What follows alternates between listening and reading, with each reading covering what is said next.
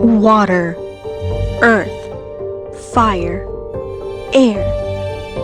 Long ago, the four nations lived together in harmony. Then, everything changed when the Fire Nation attacked. Only the brown boy Wonder, master of all four elements, could stop them. But when the podcasting world needed him the most, he vanished. 100 years passed, and my brother and I discovered the new brown boy Wonder, an airbender named Abrar. And although his airbending skills are great, he has a lot to learn before he's ready to save anyone. But I believe Abrar can save the podcasting world.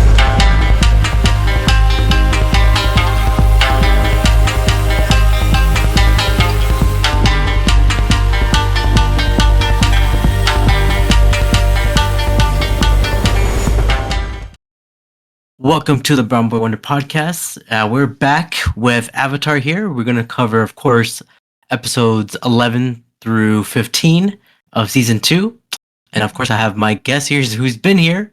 It's Skyler. Skyler, how are you doing today, man? Doing great. It's 11 through 15 on streaming services, but in the original release, technically it's 16. Yeah, why do they do that? They just starting here, they started combining like certain 2-part episodes together into one. Or other, like, I think in season 3 there's like a 3 or 4-part episode that they combined into one big movie, basically. So they're just condensing the episode numbers for some reason. I don't know. But Yeah, but let's get into it though. So we're on episode 11 called The Desert. Beginning of this episode, Aang is getting a little bit mad at the blind girl, Toph.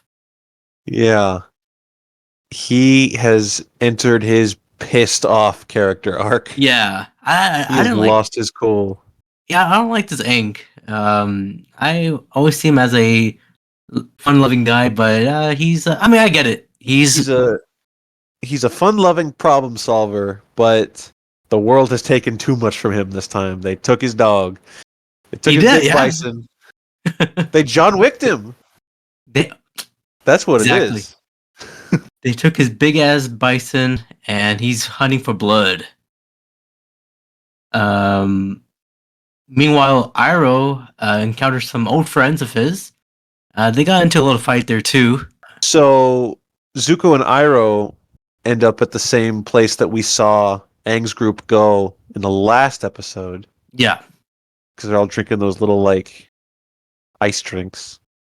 Yeah, and the two guys looking for Toph, the teacher and the Triple H, the wrestler, yeah, are looking for Toph, following her tracks, and then they see Zuko and Iroh and like, wait, those are those Fire Nation fugitives. Let's turn them in for a bounty. Then they kind of start trying to move in on them. Iroh meets up with a guy that he's like, this guy will help us out. And it's just some old dude playing the game Pai Sho. Mm. And Iroh's like, yo, check this out. It's the White Lotus. And the guy's like, oh, yeah?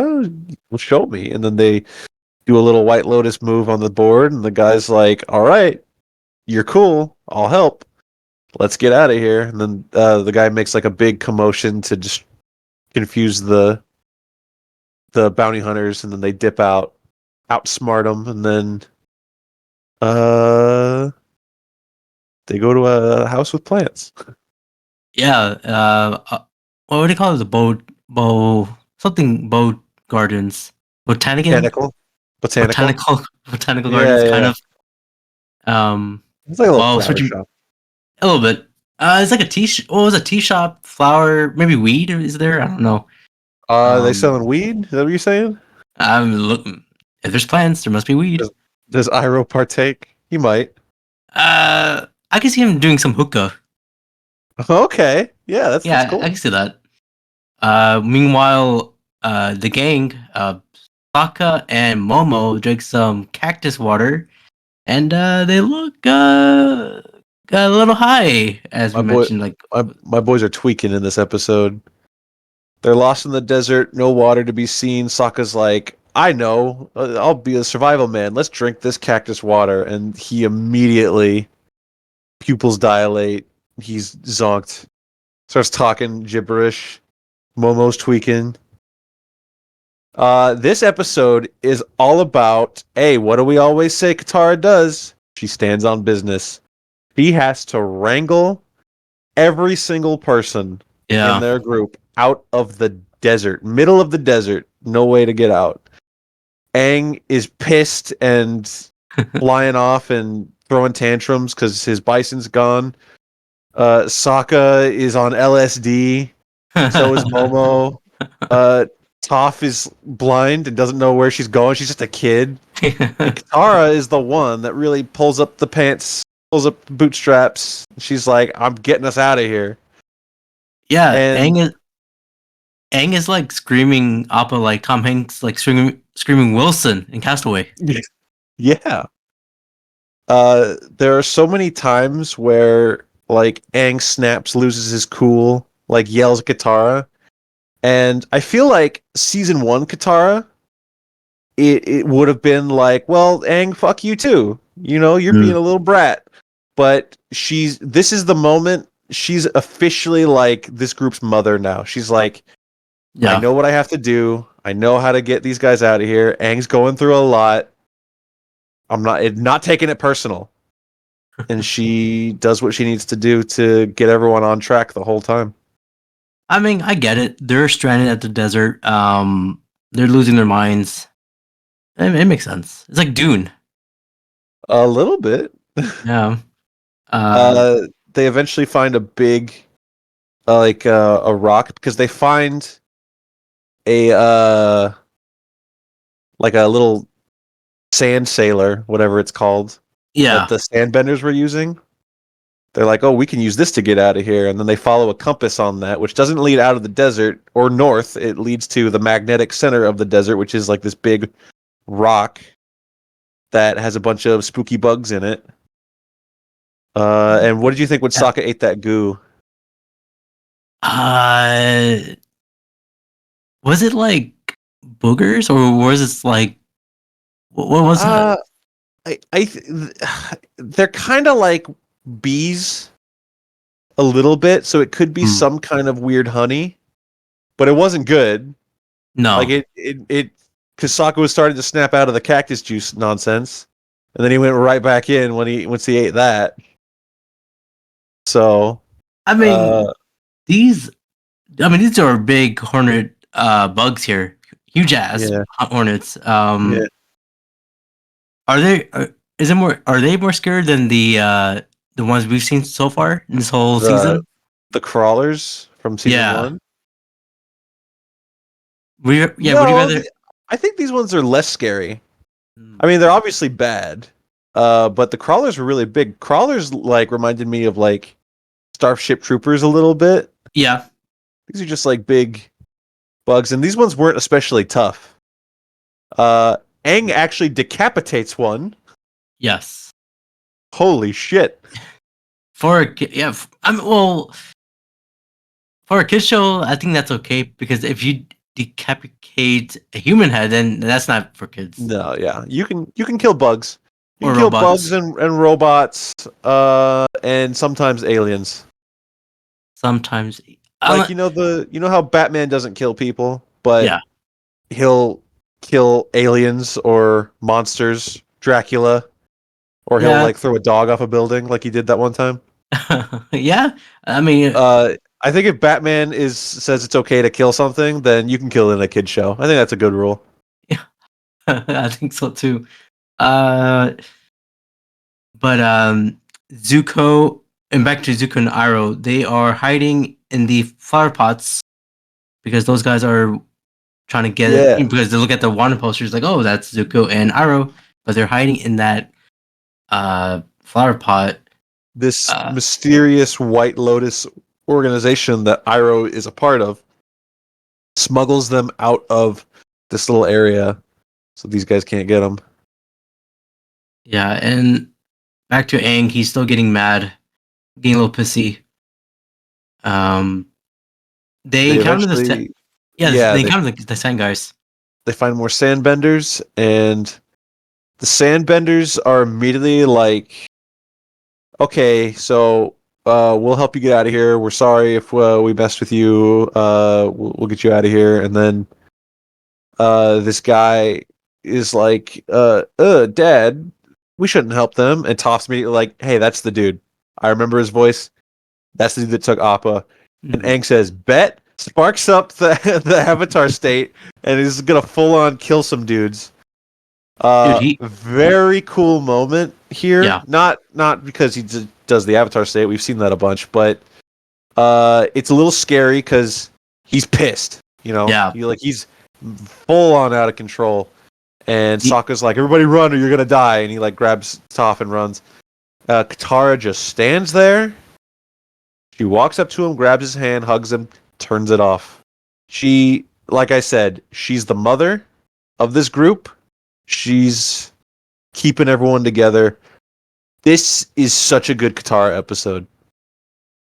it is. She, like you said, she is the mom. Aang is just too emotional, as Woody Harrelson said in War of the Planet of the Apes. To Caesar, he's like, "You're too emotional." Oh, Like that's that's true. what, He did say that. yeah. Does Yeah, that that's how make they. does that make Sokka bad ape? Yes. All right. Momo is Maurice, Okay. I like that. and what's the other guy's name? The where Caesar was getting bullied by that guy, but then he joined at the end. He's Rocket? the Rocket. Yeah, Rocket could be Toph. Okay. Sure. Not one of the uh, many gorillas that die in every movie. no. Gorillas can't make it through those movies. Those are good movies, by the way. Great movies. I recommend all of them, not the new ones. All of them. All Like at least even the 2001 Tim Burton remake. yes, even that one. People hate Ooh, on that, but you know yeah. the effects are good. Maybe the story doesn't make sense, but it was alright. It was simple. All right, that's good. That's good to note that in our Avatar discussion.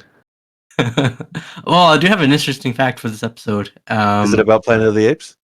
I wish, but it was Okay. this is the second episode in which Aang tries to find Appa, the first having been in the swamp. Okay, yeah. I think it's separated there. That makes sense. Did it? All right. Now and on streaming, episode 12 called "The Secret of the Fire Nation," and this one is a big one. Yeah, so on streaming it's called The Secrets of the Fire Nation. On the original release, this is 2 episodes. Episode 12 is The Serpent's Pass. Yes, they're good Uh, pass. so this one, it's finally time. We got to make it to the Earth Kingdom capital. Bossing say, and how are we gonna do that? Well, not with passports because we don't have any. Yeah, they don't have passports. They did encounter some locals, and they say like before the passport thing, they did encounter some locals, and they said, uh, the pass they're going to was dangerous, Yeah. so they will Yes. So ride along with them. they meet this pregnant woman and her husband and her daughter, sister, mysterious third person girl. Yeah, She was there too. She didn't say a lot. Uh, they meet them and they're like, "We got to go to Ba Sing Se. We're refugees." And they're like, "Yeah, that's where we're going to." They try to go through the customs, have issues with that. Eventually, Toph flexes her privilege. She's like, "I'm rich. Let me in." And yeah, they're like, oh, "Okay." yeah. Uh, She's using her nepotism at this hey, passport.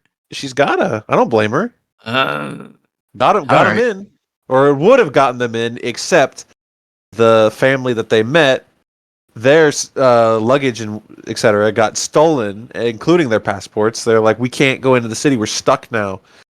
And then Aang is like, we can't let that happen. We're gonna get you through the Serpent's Pass, the big old dangerous way. Big way. In the passport area, I did like the Avatar cosplayers. All the dudes trying to sneak into the city by saying they're the Avatar. What I love about that is like she says that she's like, listen, you can't be the Avatar. We've gotten like 30 avatars today, and also your costume's not even the best we've seen. And then he looks over, he sees all these like cosplayers, and he kind of like gives like an eyebrow of approval. He's like, yeah, that's pretty good. That looks like me. There's one guy who was picking his nose. Yeah, but Aang does that too. Yeah, that's true. He does have big nostrils too. All right, don't be mean. Well, not back to, but another scene with Zuko and Iroh. Iroh is wearing a flower hat, and I really like that one. I really like that hat. Yeah, But Iroh's a good guy with a good hat.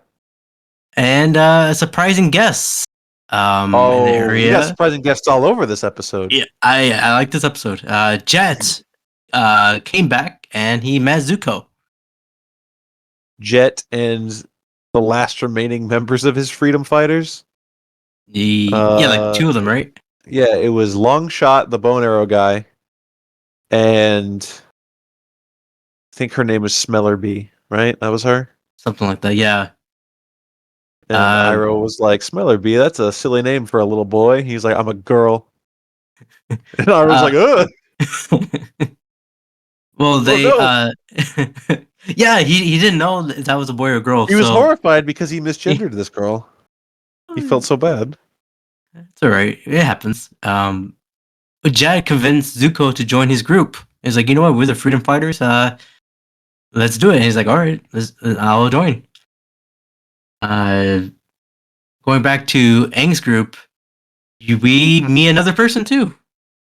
Yeah, they're about to leave around this point, and this girl in security, like custom security outfit, she stops Sokka and she's giving the rundown. She's like, you there? What's your deal? What are you doing? Why are you going this way? And he's like, whoa! I didn't do nothing, officer, please.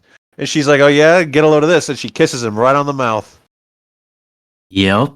And then he's like, wait a minute, you're Suki. Suki is back.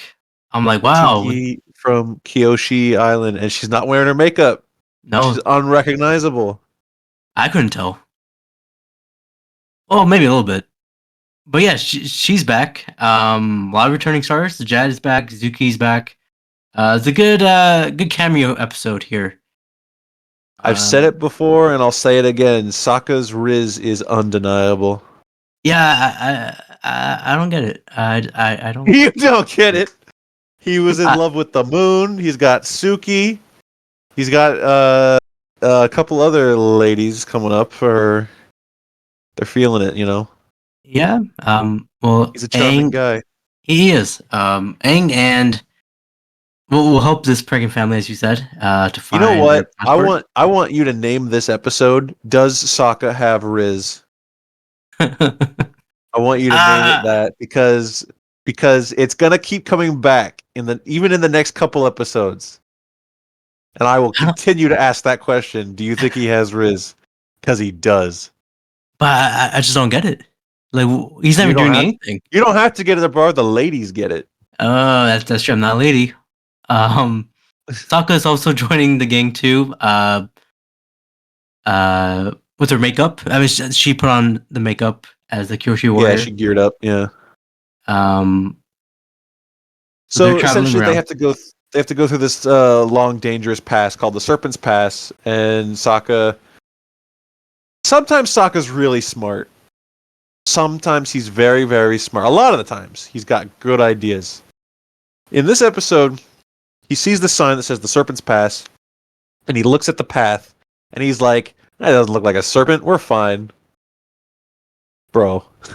Come on. Yeah, I don't think so. But Well, Sokka, while they're traveling, Sokka is treating care of Suki like a queen. He was complaining Yeah, about like the blanket, like, oh, you should wear this, not wear the blanket. Something about like sleeping in this area, and she's like, man, don't worry about me. He's like, no, yeah. I like He's that part. he's he's really being overly protective because the last girl he was in love with died and became the moon. So this girl he's in love with, he's like, don't sit over there. Be careful. Watch yourself on that step. Make sure you do this. And she's like, dude, I'm an actual warrior. All right, chill out. I'm good. The thing is, Uh, Yui is looking at Sokka because she's the moon, right? So well, he, that's one of the great scenes of this episode is when Sokka and right. Suki have their little heart to heart in the moonlight. And it's perfect Oh, because they're about to have like this moment they're gonna kiss again, and the oh, moon's in the background. It's right there reminding you. And he's like, "No, I can't love you because well, you can read it two ways. No, I can't love you because last girl I loved got hurt. No, I can't love you sense. because she's right there, dude. She's That watching right now. that makes sense now because I didn't point that out until now because I was like, why didn't Sokka It's a kiss great Suki? shot. Full moon Wow, right in between the two of them. It's amazing. wow, it's some good writing here. Yeah. Well, back to Zuko and Jet. They're stealing food. Um, Yeah, the jet comes to Zuko and he says, the captain here eats really, really well, and the rest of us refugees, they like give us garbage. They give us scraps, like we have nothing. Everyone's hungry. Wouldn't it be cool if someone, wink, wink, went and liberated some of that nice, delicious food for all us people down here? And Zuko's like, yeah, I'm feeling a little anti-establishment right now. Let's do it. So, so they go steal a bunch of food. And Jet basically just says like, "Listen, man, you'd be a really good freedom fighter. I've got these freedom fighters. You should be a freedom fighter with me, and we could be freedom fighters together." And Zuko's like, I don't want to do any of that. I'm not feeling dude, that. they're like a heel tag team. If you want to give them a name, Zuko and Jet. They could be called. Yeah, I'm thinking. it's a little harder than you thought, huh? Yeah, I mean, let's call them the Road Warriors. Give them that. I think that's taken, but we'll roll with it for now. But yeah, everyone is going to Basese. Ba How do you Sing say it? Se. Ba Sing Ba Se. Sing Se. Ba Sing Se. So everyone's going there. Yeah, Back to Avatar's group. Katara was doing some, the Moses, spreading the two that was cool. Yeah. the waters up there, and And here we the here we learn why it's called the Serpent's Pass. yeah, because there's a big ass monster Big ass there. like a sea serpent. Um, yeah, the Moses thing was cool. Then Momo starts messing around. Momo almost dies. He almost gets gobbled up. He's got to stop being so goofy. Then Toph uses earthbending to shoot themselves back to the top of the water, and then Katara makes like a bridge of ice for them to run across. But Toph is scared Yeah, she because doesn't know where she at. well, yeah, she can only really see on the rock. The ice isn't going to help her at all. Mm-mm. Uh, she's just basically stuck. And then once she tries to finally go, it breaks and she goes into the water. And of course, she yells she can't swim, which is fine. She's a little girl, and also her entire thing is Earth. Why would she know how to swim? Exactly. And so Sokka is like, "Don't worry, Toph, I will save you." But then Suki just jumps in. I think it's really funny here, because I mean, obviously Sokka would have gone to save Toph, but like he first thing Sokka does is like start to take off his boots. He's like, "Oh, I'm coming. I'm taking off my boots," but Suki just fucking jumps in. She's like, "Nope, going." She That's a swims over warrior. there, grabs Toph, and then what happens here, Abrar? Uh, Toph says, "Oh, Sokka, you saved me," and kisses Oh yes. Suki right on the cheek, and she's like, actually no, it's me, Suki." And Toph gets really embarrassed and is like, "You can let me drown now." Yeah. Which like listen, even when Sokka is removed from the equation, he's got girls swooning. That's all I'm saying. Oh It's a little man. weird. It's a little weird because Toph is like 12, Yeah. but I'm just pointing out the facts as I see them here. I Does he get have it. Riz? Yes, he Uh, does. do you think so? I think he's getting lucky with all these Hey, girls. hey, Riz isn't a skill. It's something that around. It's like the Force. You Oh. don't. It's around. It binds us all. Okay. Isn't it an innate force? Okay. Yeah. Okay. Hopefully I have that. Some people can wield it, and some people are just really strong with it. And he's got that gravitational Riz pull, which there will be more examples of to come. All right. All right. Aang and Katara killed the monster, and They smack that thing up into the rocks. what do you call that monster again? Just the serpent monster. I don't remember if this one had a name. I think it's just the Mm, serpent. Because okay. the one back in Kyoshi Island is called the Unagi, because that translates to eel, because it's a big eel. Hmm. I don't know what this one was called. I don't remember if they said. Well, it's dead. The They monster should have taken Momo as an offering. That was just one of my thoughts, but Oh yeah. When the chips were down and their backs were to the wall, Sokka's first move was be like, "Please eat Momo. Let us live." It's like, yo, come on. He's part of the team. He's you know, gathering firewood and stuff for you guys. You can't do that to Momo. you gotta take it for the team, as they say. Uh, One interesting small little foreshadowing thing that happened. They were crossing the mountain range and they saw Fire Nation ships. yeah, And the Fire Nation ships did end up attacking them, and they evaded it and moved on. But Suki said something. She was like, "Yeah, the Fire Nation are controlling like this part of like the river. They won't let anyone pass. They're up to something on the other side." It's like, ooh, they're up to something. What could that be? could be something, but the thing So, is, the lady is in uh labor. oh, time for a baby. Yeah, the baby came out. They called her Hope. Yep. Aang was mad, but when he saw the baby, he felt again hope. Yeah. For Appa. This was the episode that brought Aang back from the anger. He's like, I gotta have hope. Yeah. Really So good. Aang. So the I group. also I Yeah. Go also ahead. really liked how everyone like Sokka starts freaking out, like, oh my god, she's gonna have a baby, what do we do? Katara's like, sit down, dude, I can do this. I've done it Yeah. before. Once again, Katara handling shit. They need. I think without Katara, this group will fall apart. They'd be dead. Yeah. They would be dead in the desert. I keep At forgetting. least. If not I keep. before that. I keep forgetting. Like, does Sokka have any water bending powers? No. Sokka cannot bend at all. Can he He though? has the boomerang. No, he cannot. Mm, okay. Are you expecting? Is that another one of your theories that he's going to start bending in season 3? Uh, man, I thought it was in season 2. After season 1, I was like, maybe he'll learn something. That's not his thing. But you know what? You can keep thinking it. See what All right. happens.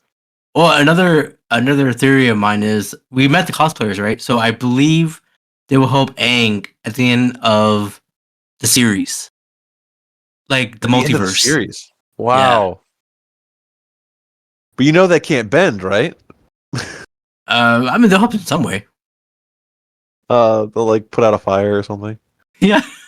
Okay, maybe. We'll see. The big part of this episode is the ending, where Sokka kiss finally Suki. Yes. The Riz at work. Yeah, I was clapping at the end. Well, an even bigger part after that, they finally make it to Ba Sing Se. Yeah. But Aang notices a problem because they initially start to split up. Like he's like, listen, we've got hope. You guys go into the city. I'm gonna fly around and see if I can't spot Appa from the air, and I'll meet up with you guys later. We're gonna part ways for a little bit. And they shake hands. They're like, all right, Aang, you do what you got to do. We understand. He flies up in the air and immediately sees a massive terrorist machine, and is like, oh no. We can come back together, gang. We're not splitting up. I take it back. Yeah, it's like that big drill thing, right? Yeah, he sees the massive drill, which leads us into the next episode, or on streaming the second half of this episode, the drill. Drill. There was one Earthbender that says they don't call it Na Sing Se. That was a good joke. That's offensive.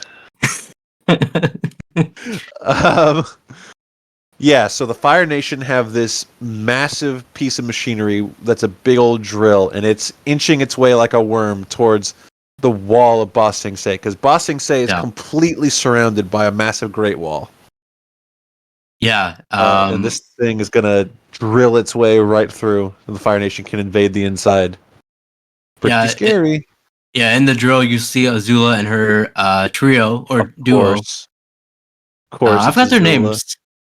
It's Azula, and then the happy one that does little flips is Ty Lee, and the goth one that pouts is May. May, okay. She's the one that throws the knives. Yeah, they are reckoned to come across, but they're gonna try to kill. Do they kill Earthbenders? Do they hate Earthbenders? Yeah, dude, this is war. Yeah, it is. They're here to invade. They're here to kill. They're here to conquer. They're here to. I won't say the word enslave because they haven't really done. They just want to take over. That definitely conquer. That's the word I would use. Yeah, sure, conquer. Or Caesar's Planet of the Apes conquests. But I mean, look what they did to the Airbenders. They genocided them. They did. That was sad. That was season 1. That was sad. The gang's plan is to tackle the pressure points of the drill. They quickly form. You know what's funny about this is every time I saw, because Aang flies up the wall and then just parks it on the top, and then he gets everybody else and they earthbend their way to the top of the wall, and I'm like, you're breaching the border. Someone's gonna get really mad about this. Like you're entering the city illegally. And then the guy, the captain of the wall, was like, "Hey, you're not supposed to be up here." And they're like, "No. Listen, you got bigger problems. Look at that." This is where they formulate the plan. Yeah. They're like, "Can we do this? No. Can we do this? No. What if we get inside?" Because they witness, because a bunch of Earthbender soldiers roll up on it to try to take it down. And that's when May and Ty Lee run out and handle business, take those dudes out. And we see, once again, Ty Lee has like a martial arts that can like block pressure points and chakras or chi to stop bending temporarily. And that's where they get the idea, like, well, what if we did the same thing inside the drill? What if we blocked its pressure points and we just blew it the hell up from the inside? It looked like they're just water cutting like a big saw. Yeah, the water was definitely a big part of it. It was like, because it would drill through like a big screwdriver kind of, but then water would like wash all the rocks away and then out the back. Which is funny because it's like moving like a little worm and it's leaving a slime trail. Ew, but it's effective. But there is a scene with Zuko and Jet. Jet saw Uncle Iroh using firebending for his to warm up his tea, and he did not like that. Lazy. Shouldn't have done it. Even Zuko says, "Why are you doing that?" Yeah. So of course, Jet hates the Fire Nation. Oh yeah. He's like, these dudes are bad. I gotta take them down. And Jet goes full stalker mode. Yeah. He's trying to look at Iroh, or is they're doing any type of firebending. Have to have any evidence to talk to his gang. But that's the end of their scene. But back to the drill. The trio encounter the gang, and they are starting to fight. Azula and Aang are fighting. Oh, first of all, I just want to say the general of the Earthbender, he sucks. He sucks at his job. Yeah, a little bit. He's just in charge of the wall. No big deal. Yeah. So Azula and Aang, yeah. So I think before Azula and Aang fight, they get in and they try to like cut the big metal beams, right? Yeah. And it's very clear like this ain't gonna work. This is taking way too long. And then they basically formulate a plan to like make the water pipes back up and just have the whole thing kind of implode from the inside, hitting one big pressure point. Like we hit everything, instead of hitting every beam all the way, we hit all the beams a little bit and then hit one big point on the top. So essentially they follow through with that plan. And that's when Azula and her cronies roll in. May and Ty Lee start chasing Sokka and Tara. They escape through that like little slime hole that we talked about. That's foul to say that. They escape that way, and Ty Lee's like, "Come on, let's go." And May's like, "I'm not doing that. I'm not going in there. Good luck." And Ty Lee's like, "All right, suit yourself." She jumps in, which is really funny because then once Katara and Sokka get out, Katara starts waterbending the hole to like keep the pressure in, and Ty Lee's just fucking drowning in there. But yeah, so Aang gets to the top of the thing. The general tops throwing boulders. Oh yeah. Yeah, they're telling to stop, and he's like, "There's not." There's a scene of like, "Hey, stop doing that," and the general's like, "Keep throwing it." Terrible general. Yeah. Aang has his fist looks like Aang looks like the Thing because he had that rock fist move. Yeah. I like that. You can remind me of the Thing from the Fantastic Four. Mm-hmm. To be honest, he could be the Thing. In what way? Like he can cover all the rocks to his body. Okay. He could. Well, that is all right. The Force, Aang. Oh no! So at the end of the episode, what happened here? Well, they blow up the drill. Yeah. Essentially, He hits the thing in just right. Azula tries to stop him. He blows up the drill. The drill does like just barely break through, but they're able to fend off the Fire Nation. It is a success. Yeah, and that'll be the end of this episode.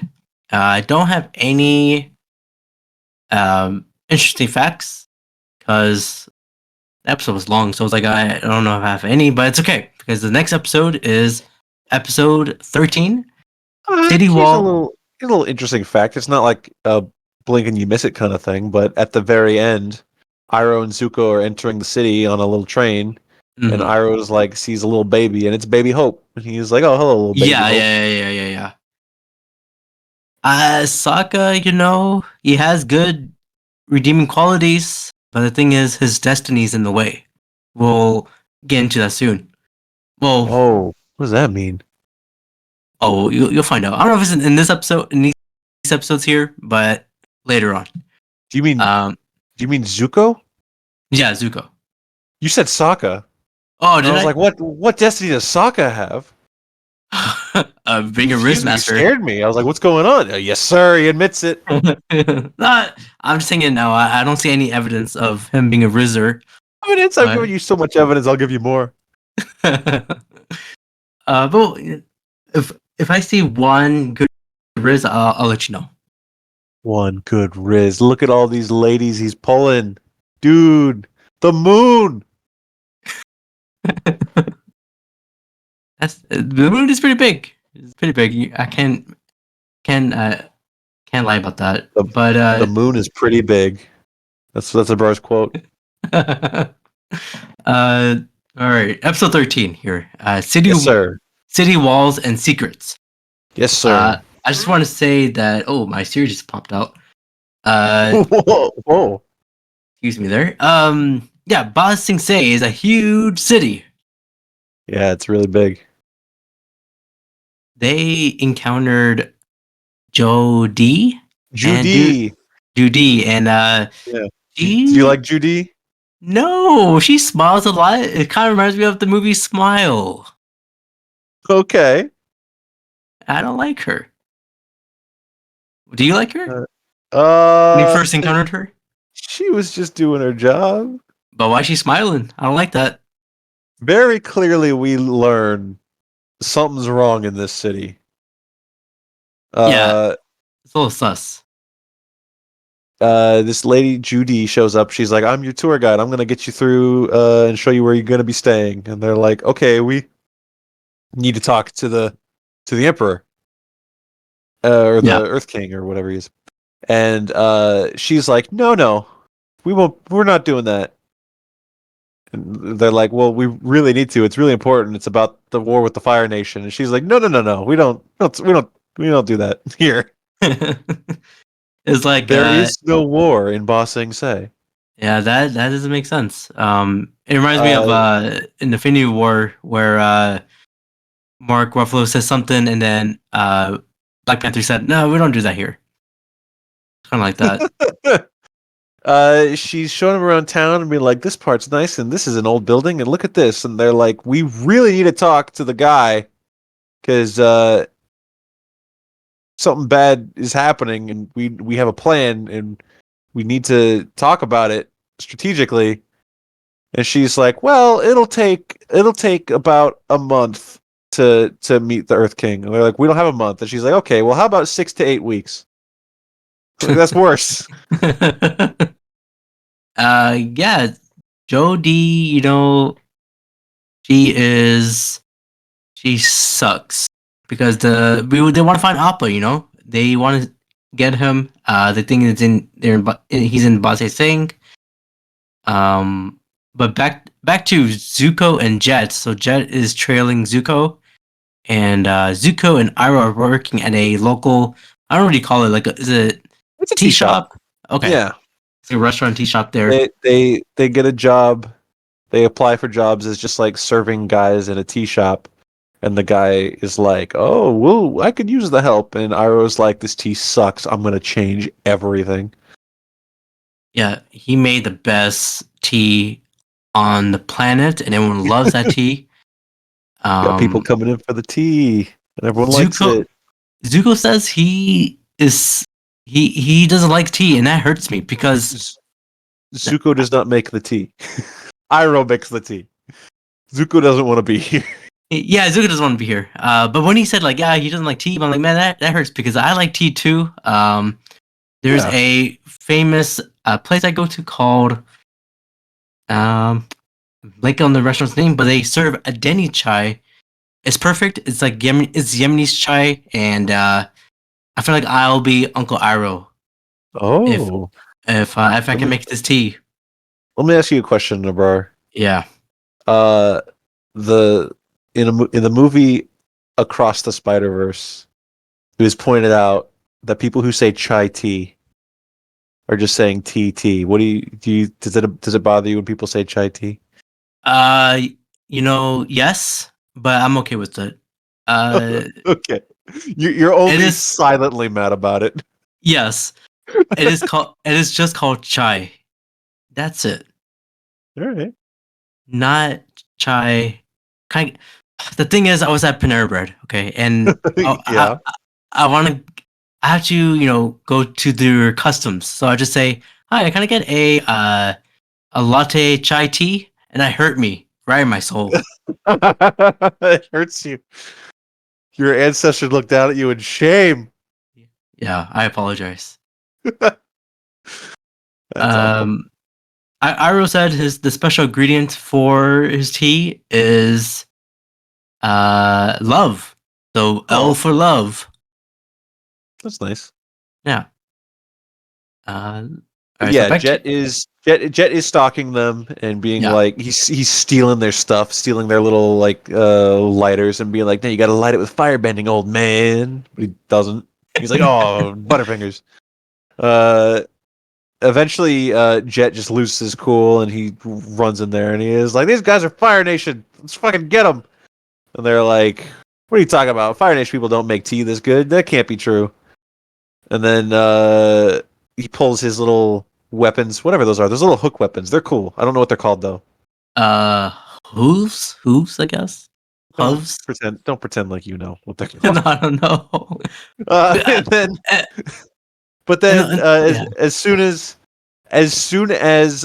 Jet pulls out his weapons, Zuko also grabs weapons. I love it because there's just a guard, like a city guard, in there. Yeah.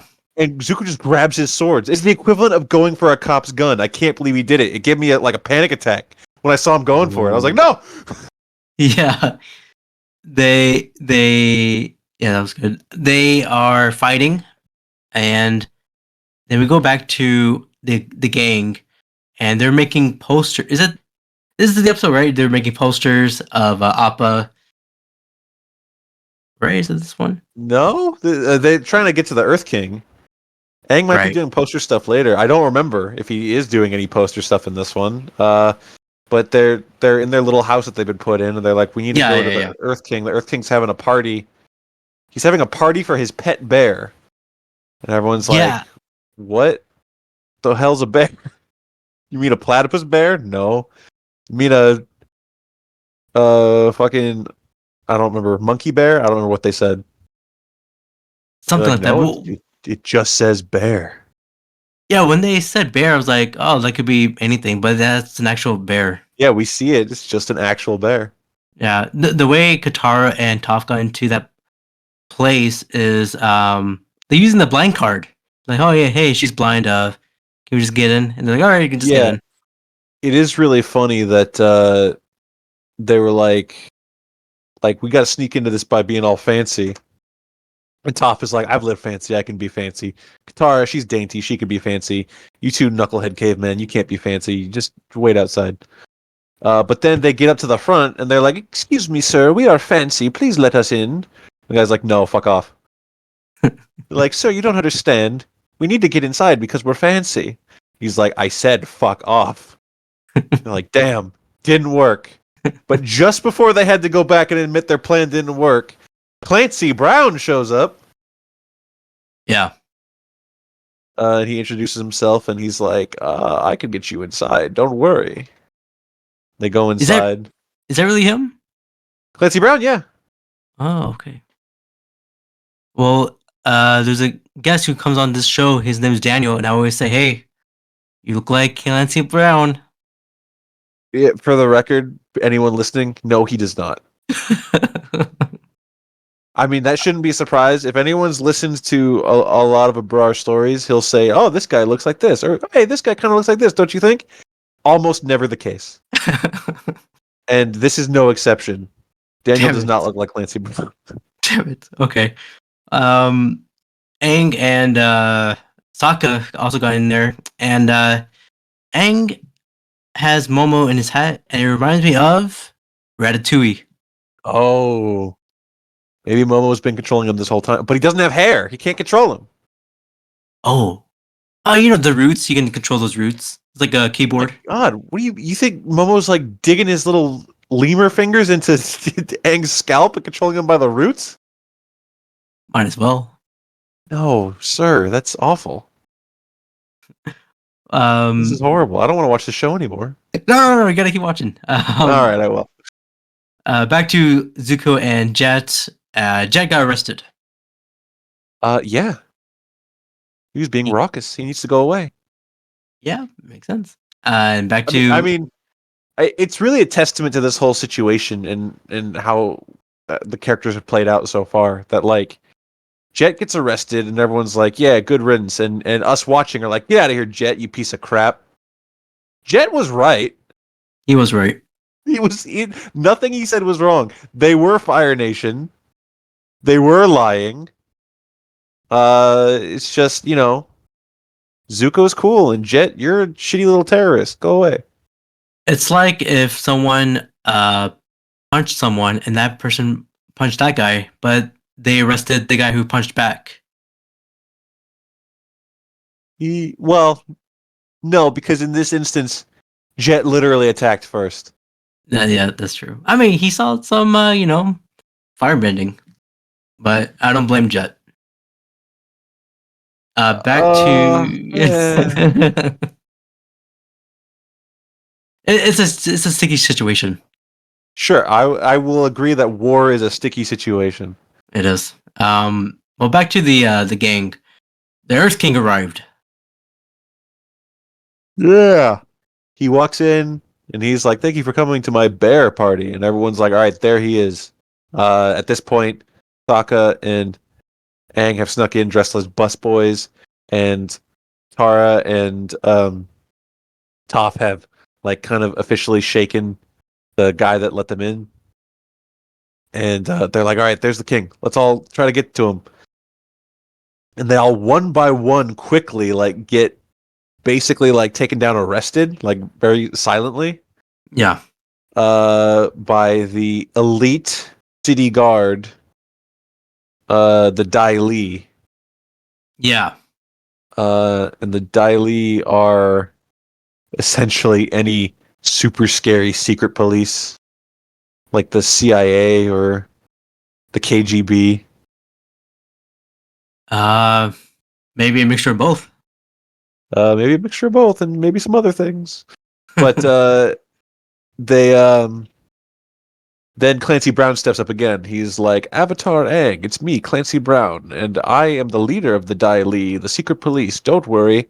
The king is fine, but don't talk to him. Talk to me instead, because the king isn't actually in charge of anything. I am." And Aang is like, "I am shocked you just said all that to me." Yeah, and that's not the end of the episode. I think the end of the episode was Jet. He's being hypnotized, hypnotized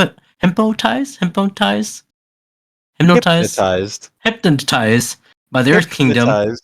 Hypnotized by the Just Earth King. just say Clockwork Orange.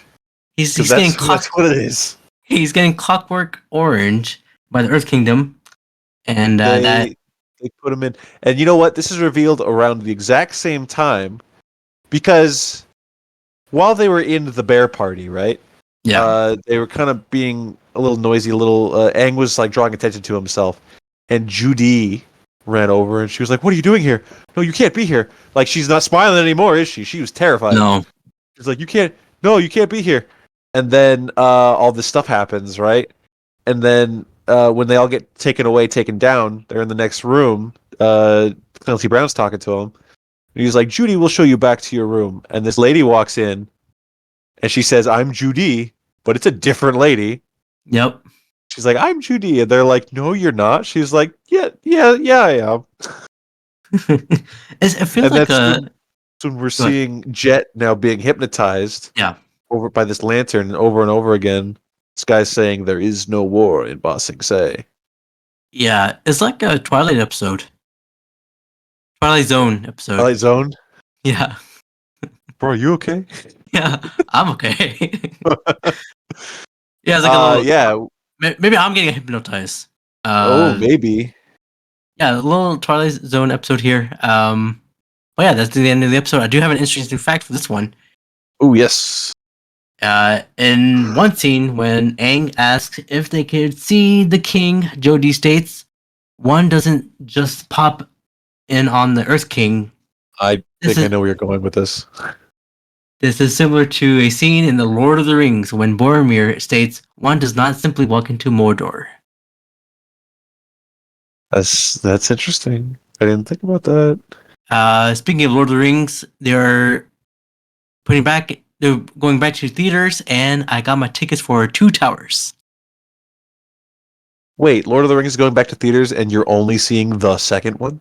The thing is, so I'm an A-lister, right? The A-list does not apply on these movies. So I have to pay like $20 and $20? yeah. And and Alright. it's extended cut, so it's like about 4 hours. So I think it's worth it.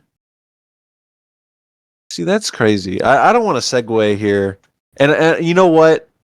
I'm definitely not gonna come out in some anti-movie theater experience stance because I've been actively attempting to go to the movie theater more often lately. But $20. It's worth it. I mean, you're there for like 4 hours. Money's well spent, and of course, it's Lord of the Rings, man. You gotta. It's Lord of the Rings.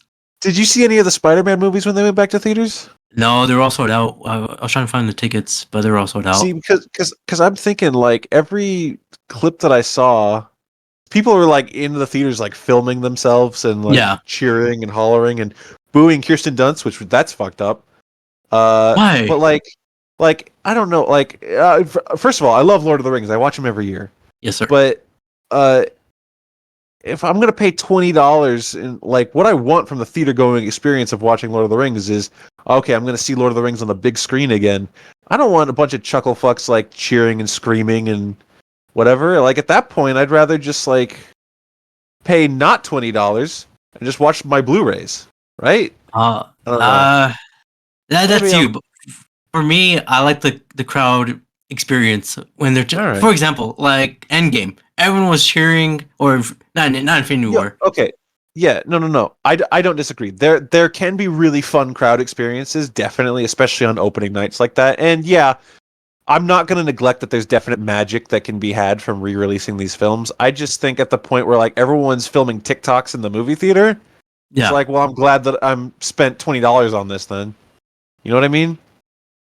No, I feel you. But hey, the thing is that we picked. So my brother and I picked Two Towers because when we watched in theaters for the first time back in, when was it? 2003. Yeah. My brother fell asleep during the Helm's Deep fight. So now we're gonna. Goodness. Yes, I mean we watched it like I think the start time was like 7, so it's like pretty late. And he fell asleep. I was like, and I kept pinching him. He's like, "Stop pinching me." And I was like, "You know what? It's time to redeem ourselves. You have to watch the Helm's Deep in the big screen." Yeah, now it's your turn to fall asleep. Yeah, I'm gonna fall asleep now. All right. Well, the Helm's Deep battle is peak, so seeing that on the big screen, I'd pay money for that. Maybe not $20, but I'd pay money for that. I'll pay more. I'll pay 100. Ooh, No, I'm joking. I'm joking. all right. All right. Let's. That was a good break from Avatar, but let's go back into Avatar. Episode 14. I think this is my favorite episode this season. I think probably top 5. The Tales of Ba Sing Se. Yes, the Tales of Ba Sing Se. The first tale encounters Katara and Toph having a girls' day out. Yeah. See, so essentially what this episode is, it's kind of asterisks, a filler. But it's also more like just about every little piece, because we have each person, or just about each person gets their own little story in this small short story, and like on the surface level that sounds like filler, but so much of this is such deep character stuff, and like really important to getting to know these people. I think. I mean, like you said, it might be one of your favorites. It's really good, and very emotional at a certain point. I actually cried in this episode. Really? Can I just say that as a man.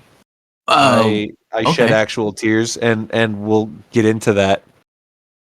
But it wasn't during the Katara and Toph part. That one's pretty straightforward. Katara and Toph have a girls' day out. They go to a spa, and then when Toph, who is famously not a girly girl, they have their nice little spa day, and then she's like, "Oh, I feel girly. This is fun, Katara." And then some absolute bitches come around the corner. I think one was voiced by Tara Strong. Oh, okay. And she was like, I don't know that for sure though. And she was like, you look like a monkey, you stupid little blind girl." And Toph got all sad and then threw him into the into the river. with earthbending, and the Katara used waterbending to fucking kill them. It was great. And then the important part of this one is Toph being like, no, it's okay. I'm used to it. But she's crying, and Tara and Toph have a moment, a sisterly moment. It's really nice. I like this tale. When they're doing their Medi and Petty spa thing, Yeah. I'm like, oh great, Toph is gonna clean her feet. Don't talk about her feet, man. I know, but the thing is, I'll be like Toph as well because I get ticklish if I'm gonna get. But I never got a petty, right? I never got that because I feel like I would pedicure, yeah. a pedicure. Yeah, I don't feel because I feel like I would be Toph by kicking that person straight across the room. So Yeah, feet are like a don't touch my feet. yeah, or like don't tickle me. I'm gonna scream. I don't think it's their job to tickle you, Abrar. Well, that's You never true. know. Yeah, you never know. Gotta keep an eye on them. All right, let's move on here. The tales. Yeah. So the next one that happens in the episode is the Iroh one, Yes, and this is the one that made me shed tears. really. So the backstory is, and at the end of this segment, it says like for Mako because he died. The voice Yeah. actor, he Oh, okay. he passed away from cancer of the esophagus. Oh, like a thyroid cancer. Yeah, it says esophageal cancer, so Oh, okay. something going on there. So he had throat cancer. So this was it's weird. I don't know where we'll figure it out in this rewatch because Iroh is not voiced by Mako in season 3. It's a different guy. Mako, one of Mako's like proteges or something like that. I don't have his name here at the moment, but we'll get to it eventually. He actually does appear in this episode because there's that part, the part where those kids are like playing ball and they like kick the ball through that guy's window and that guy gets really mad. And they Yeah. all run away. So in that part of this episode, it's the different guy. That like one part he must have passed before they recorded it. I don't know. But every other part of this little Iroh story is Mako, and I am pretty sure for the rest, or at least most of the rest of this season, it's still Mako. It's not till season 3, I don't think, till he changes. But just the whole combined story, because the story of Iroh here is, he's remembering it's his son's birthday. His son who died in their original siege of this city. He's in the city where his son died, and he like is singing this really emotional song that he used to sing to his son, who was a soldier. So that's really powerful, and then combine that with the fact that this is essentially Mako's last episode. This is the one that's attributed to him. It's just super emotional, very powerful. Made me sad. Bless up to a legend, Mako. And I love this segment. It's beautiful. Honestly, this tale of Iroh, this should have been like its own episode. Like, we had that Zuko alone episode. Yeah. We should have like a Iroh alone episode. But yeah, because he's going about through the city, like kind of doing like little things. Because he has this tradition, or he wants to pay specific respects to his son on his birthday, and so he's going from place to place. He sees a little crying baby, and he sings the song to the baby, the one that he'll sing at the end in tears. He sees some kids playing, and he has a moment with them.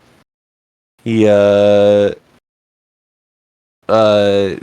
this is the one where that guy tries to mug him, and he's like, no, don't do that. Yeah. And then it all ends with him singing to his deceased son. I don't know if you can't watch that fully immersed in the context of it all and get a little emotional. I don't know. It's a good tale. Uh, Yeah. the next tale is, I believe it's Aang's, right? Yes, the next one is Aang. Aang. This one, he acts like Dr. Doolittle, Eddie Murphy, Oh, getting all the specifically Eddie animals. Murphy. Yeah. All Oh right. no, not Robert Downey Jr. Well, you could have said the original guy. Oh, what's his name? Um, Uh, he's white, right? yes. Hold on. Let's look up this guy's name. In 1967, Dr. Doolittle was played by Rex Harrison. Rex Harrison. Yeah, I'm not talking about Rex. I'm not talking about Robert. I'm talking about Mr. Eddie. So Aang is just getting all the animals pretty much in this episode, in this tale, trying to save them. I think. Yeah, he comes across a little shitty zoo, and he's like, "This zoo Yeah. is kind of shitty." And the zookeeper's like, "I know, but I can't fix it." So, and basically, the short and sweet of it is he uses his whistle to get all of these animals out of the zoo, out of the city, and makes a whole new like little wildlife preserve for them out there. Because he's still looking for Appa. He's still worried about Appa and his love for animals. Like he feels for these other little dudes, and it all ties into like what he's feeling and doing right now. It's good. It's he's getting that, the crocodile expert. Steve Irwin. He's like Steve Irwin, or like his son. Crocodile Hunter. Yeah. Yeah. It's kind of like that. What's Steve Irwin's son's name? It's Robert, right? Uh, yes. Robert Downey Maybe? Jr. No. Steve Irwin's son is not Doctor Doolittle. Honestly, he is Doctor Doolittle. Oh, yeah, maybe. Yeah. They actually he should have his own movie. He should. Steve Irwin's son. Yeah. Do you remember the Crocodile Hunter movie? I do, but I haven't seen it in a while. Crocodile Hunter Collision Course. They made a sequel? You should. No, that's just what it's called. Oh, okay. You should pay $20 to see that on the big screen again. IMAX. I'll do it. Yes, sir. The next tale is Sokka, and you know what, Skyler? You're right. Yeah. Oh, You are the right. irrefutable proof. Yeah, here's the proof here. You are correct. He is the Riz Master. There it is. He's the Riz Master. He's the Haiku Master. Because Haiku, he yeah. stumbles upon. This is the one where it's just pure filler. It's just like nothing's going on here. Just a silly little Sokka time. It's fine. He basically bumbles into this like poetry club, and they're doing haikus, and he accidentally does a haiku, and this lady, in charge of the poetry slam, whatever, is trying to like insult him through haiku, and he keeps throwing it back. Well, not throwing it back, but he keeps throwing back. No. He keeps throwing back more haikus, and he's got the whole crowd going for him. He's doing like the Jey Uso with the hands. He's got his hands up and down, up and down. He's like, he's got the whole crowd popped for him. And then, listen, I finally got you to admit that yes, Sokka has Riz, but we witnessed the exact moment his Riz ran out. Yeah. I'll tell you the line or the haiku. Yeah. So he said, "I'm Sokka. It's pronounced with an aka. Young ladies, I rock ya." That's too many syllables, bub.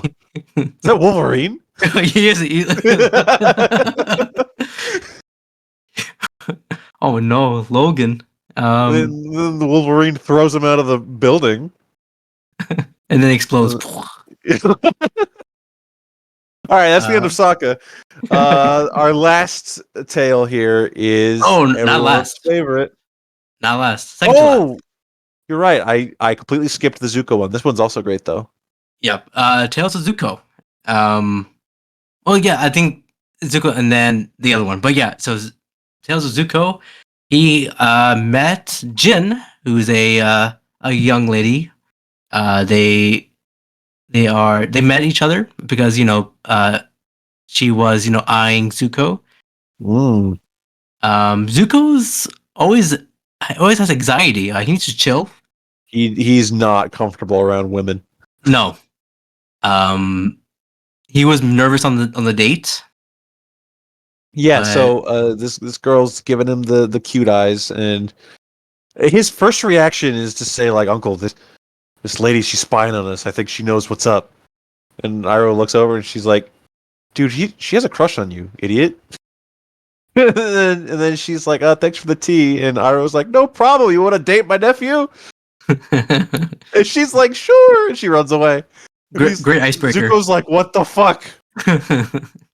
So Zuko nervously, somewhat begrudgingly goes on this date with this cute girl, and they go to dinner, and she tries to get him to juggle because he said he could juggle, and Yeah. he just threw shit on his head, and he's like, that didn't work. And then he's kind of fumbling through this date, but she's liking it, and then she's like, let's go to this like nice little romantic spot by this fountain with all these lanterns. Oh no, all the lanterns are out. Oh Yeah. no. And he's like, you know what he says, Abrar? Yeah. He says, I can fix that. He is Sam. Yes, he is Sam from Holes. Digging up those holes. Rimpit. That's me. So he did the little Turns on all the lanterns with his fire yeah, bending, and very romantic. Very romantic. and they have a little smooch, but then Zuko hits her with the I can't and then leaves. Yeah. Heartbreaking. If you watch any Bollywood romantic movies, which is like a lot of them in the 90s, it's usually this type of plot. This exact thing. Yeah, for the most time. So I'm like, That's man, great. this is literally that. But yeah, so that is that. I like. Well, a great part about this is he goes home and he's like, "Oh, I can't like a girl. I've dishonored Prince, and I'm a Fire Nation, and I gotta get the Avatar, and my life sucks, and I can't." And then Iroh's like, "How was the date, Zuko?" And he kind of goes to his room and slams the door, but then he opens it again and says, "It was nice." Then he closes again. A really great moment. I like that. Good stuff, man. Good stuff here. Now, our last tale. Yeah, this is the last one. I said we have a tale for Momo. Oh yes, sir. I was like, what? But he's been dreaming about Appa, man. So are Appa and Momo a thing? What do you mean a thing? They're best friends. Okay. Are they boy or girl or girl? Like, They're both boys to my knowledge. all right. I don't know if Momo's ever been gendered. Well, it's a progressive show here, but Yeah, maybe. Momo is No, gay. I think no matter what, it's safe to assume that they're best friends. They're I mean, I know you wouldn't because you terrified of animals. But Yeah. if you've ever had a dog and a cat pet together and they get along, Oh, yeah. Okay, it's like that. Gotcha. So okay, but not cat dog, but just like cat versus no, dog not with cat Jeff dog, Goldblum. not cat dog. Stephen A. Smith talking about cat dog. No, Not Jeff Goldblum. Cat versus dog. that was cats and dogs. Oh, not versus. Jeff Goldblum, the main dog in that is Tobey Maguire. Come on, man. What? Jeff was the dad. He was a scientist. I remember. Don't think I don't remember. Where can you watch that movie? I don't think you can watch anywhere. Disney. All right. You talk about Momo and I'll look it up. Okay, so Momo is getting chased by some panthers, and of course, is a normal animal scene here. The prey, the predators gets to prey. And then you see him dancing with some apes, but he's getting chased by the panthers. You know what? That's what I love about Momo is my dude was being chased, running for his life. He stumbled into this little like circus monkey act, Yeah, and this dude started playing the music. Momo's first reaction was like, "All right, fuck it," and started dancing. Like, yeah, I gotta go with it. This is just what's happening now. Maybe I'll fit in. definitely not. But then he got caged. Yeah, they all Uh, get kind of like caged up by dudes that were gonna kill and eat them. It was like a butcher or something. Something like that. But then Momo's smart, and he's kind of got fingers, so he opened up his cage. He was gonna leave, and he saw those sad little. They're called pygmy pumas. These little dudes, Mm. and he was like, "All right, I'll let you out." And he let them out. They left. They escaped, and they became friends. They had a little snuggle for a minute, little animal snuggle. Yeah. And then Momo heard something. He heard a noise, and he's like, "I'm gonna go check that out." And he found a big animal footprint. What could that be? I wonder. Yeah, a little crater. And then he slept on that crater. It could be someone. Appa. Yeah. All right, I'll say Yeah. this right now. Go ahead. Cats and Dogs. The only place to watch it on streaming is you can rent it for like $4 on Amazon Prime or Google Play Movies or Fandango at Home. Is anyone doing that? Some people. Like, okay, Amazon Prime, YouTube, sure. Apple TV, people do that. Google Play Movies, all right. Who's using Fandango at home? That's what I want to know. At home, no, but I know people who use this for tickets, but not at home. No, that's crazy. Well, I do have an interesting fact for this episode of the Tales. Oh, what's this episode called? This episode was called The Tale. Yeah, The Tales of Bossing Say. Perfect. So the interesting fact is, this is the last time Momo's signature theme is heard. Oh, when he's doing the dance, I love that song. Yeah. Last time. Last time. It needs to come back. Bring it back. All right.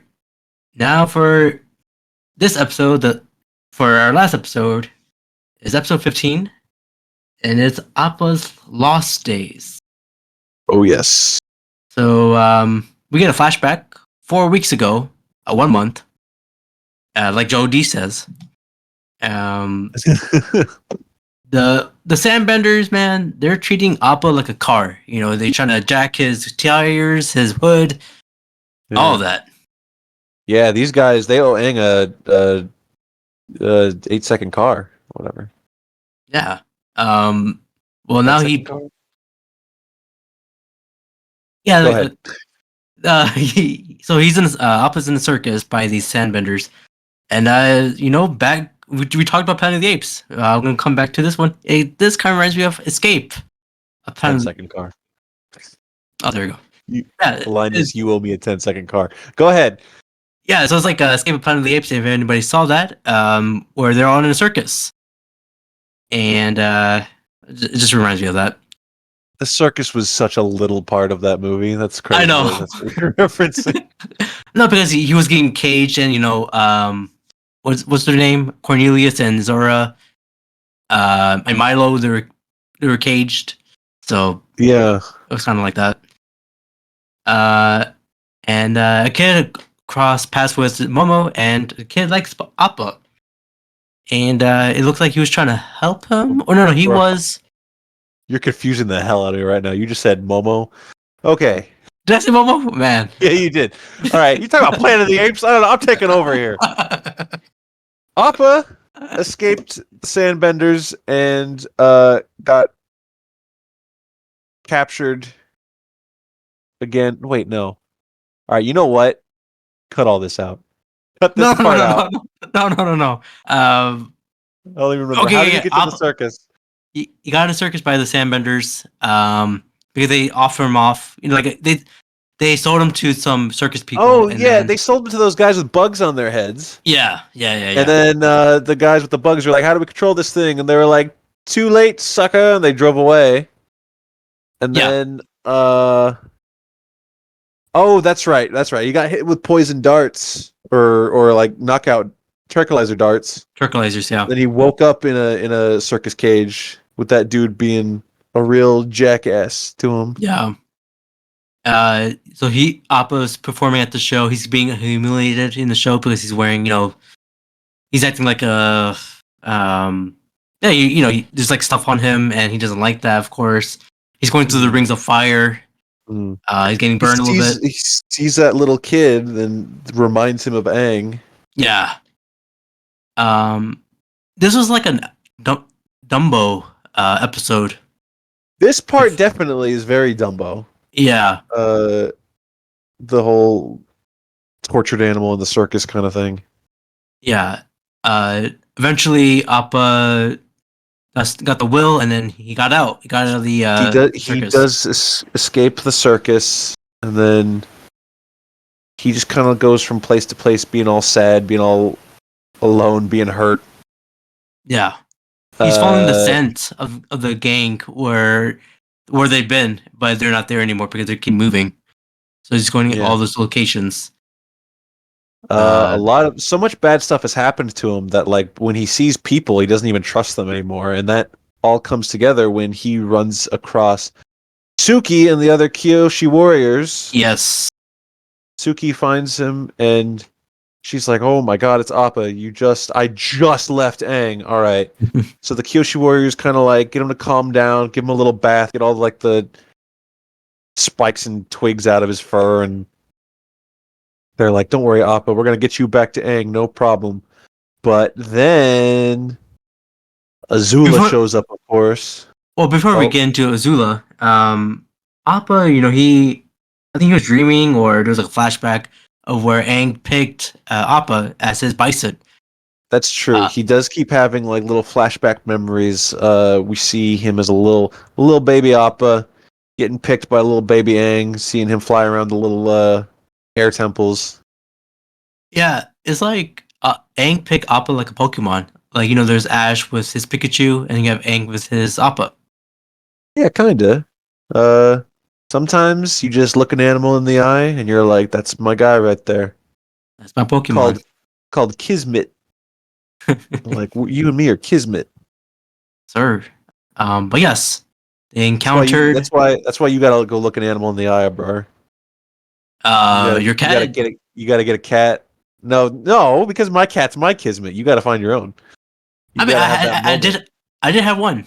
It was a green parakeet. That's not a cat. It's an animal. We did the math on this last time we talked about your parakeet, and it might still be out there. They live Yeah, a long time. they do. Maybe he'll fly back to this house. You never know, or the studio. Excuse me. Um. Yeah. So they encountered the trio. What should we call this trio? We should call them Zula's team. I don't know. Powerpuff. Oh, Fire Puff Girls. I don't know about that, but it's your show, so Yeah. So they encounter them. Zuki's keep telling Appa to get out. yeah, go. Find Aang. We'll And then take care of them, and then that's the last we see of them for now. yeah, there was a cliffhanger. There was like a big stop motion scene of Zuki and Azula fighting, and they stopped, and then the next scene. Well, let me ask you this really quick: Suki versus Azula. Who do you think wins that fight? You want me to be honest? Yeah. So Zuki's my girl. I Okay. want to say Zuki. All right. Okay.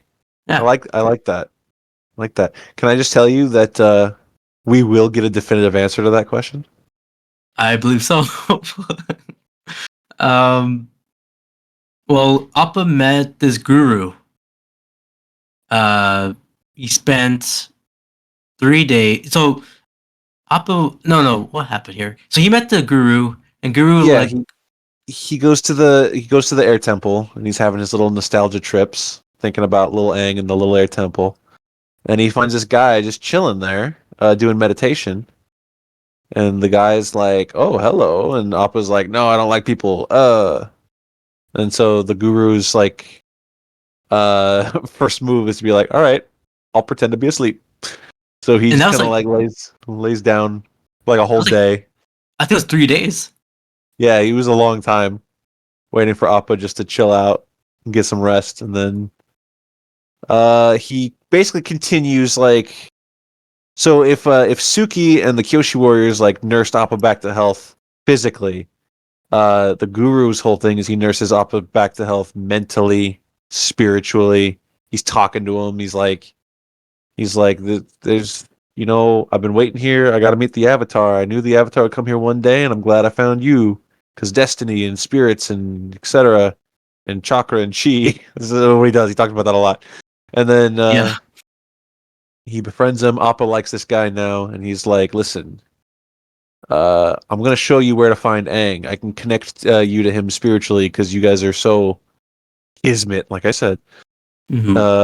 And he does that. I don't know if you've ever played Skyrim, but there's a spell you can cast in Skyrim that just shows you a line to follow to go to the story mission. Uh, It's like sure. go that way, and that's what he does here. He's like go that way. So Appa's like thank you. The dude ties a little note to Appa's horn to be like tell the Avatar that I'm waiting for him. I'm here. Appa flies to Ba Sing Se, flying around. Then he hears Aang's whistle. He's like, "Oh, Aang is here." He comes and Yeah. lands down. It's goddamn Clancy Brown, Yep. and he just disappears him into the ground, flips the What? street upside down, and that's what leaves the big paw print that Momo sleeps in. Yeah, that was a big trap. Um, from Clancy Brown. But do you think that guru was the same guru that we know From what? from the 2008 Mike Myers, the Love Guru? Is that the Oh same my guy? god. Can't believe I even entertained your nonsense for a mere second. Move on. I'm not answering that question. You gotta talk about the um, love guru, Mike Myers. Little Vern Troyer's in that movie. Rest in peace. yeah, he's in that. Good Um, lord. The well, love guru. I apologize to all those listeners who do not like The Love Guru by Mike Myers.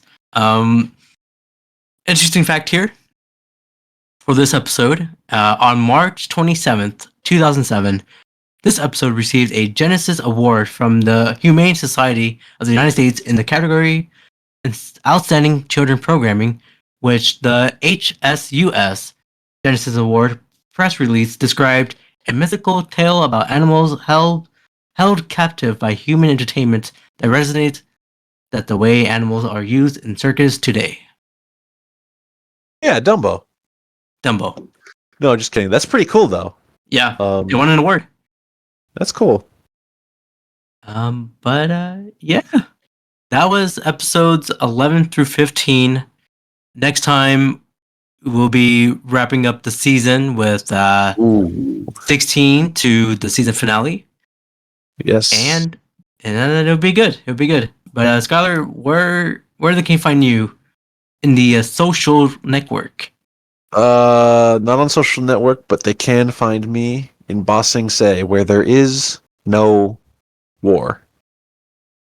A little sus, a little sus. But yeah, you can listen to this podcast here on Spotify or Apple Podcasts. Of course, I have an Instagram page called Brown Boy Wonder Podcast. You can follow me there. And also, I'm working on a Facebook page. Hopefully, that'll be out there soon. I do have a website as well. Brown Boy Facebook Wonder. page. Yeah, people. I noticed that people are using Facebook now. No. More now. Those are all robots. Those aren't real people. Well, you know, I need robots too. No, you don't need the robots. No. I think it's all AI. If you are a real person and really on Facebook, please subscribe to the Brown Boy Wonder podcast Facebook page and let him know that you're a real person and that you like the show. Please send a bio, and I'll know that you're real. If you say so. Alrighty then. Well, till then, let's repeat what the not from the bloodline, haiku of Sokka. He said, "I'm Sokka. It's pronounced with an aka. Young ladies, Ladies, I I rock rock ya. ya." That's too many syllables. Yeah, that's terrible.